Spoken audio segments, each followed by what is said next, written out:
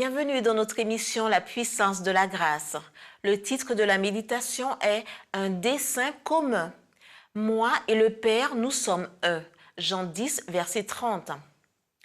Dieu lui-même fut crucifié avec le Christ car le Christ était un avec le Père. Il en est peu qui considèrent les souffrances que le péché a causées à notre Créateur. Le ciel tout entier a souffert de l'agonie du Christ. Mais cette affliction n'a pas commencé et ne s'est pas terminée lors de la manifestation en chair du Sauveur. La croix est une révélation à nos sens émoussés de la douleur que le péché, dès qu'il fut conçu, a causée au cœur de Dieu.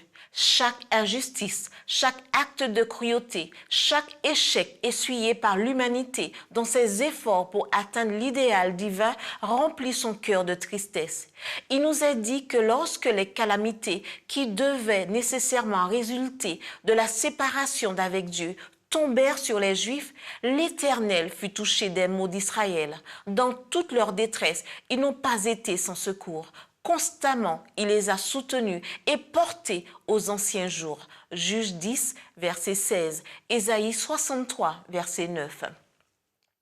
Notre monde est un vaste hôpital, un théâtre où se jouent des scènes de misère si grandes que nous n'osons pas même permettre à nos pensées de s'y arrêter.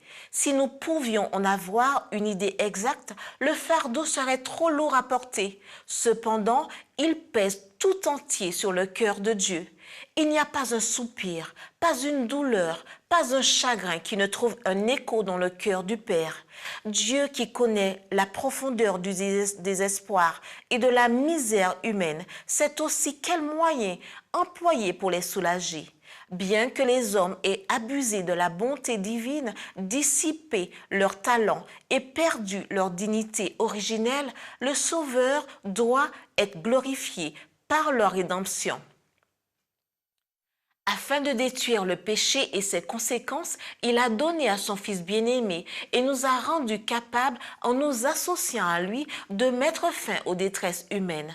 Convenablement entraînée, notre jeunesse pourrait fournir une armée d'ouvriers capables de porter au monde entier avec une rapidité inouïe le message d'un Sauveur qui a été crucifié, qui a ressuscité et qui revient bientôt. La fin ne tarderait plus. Ce serait le terme des souffrances, des douleurs, du péché. C'était notre émission La puissance de la grâce.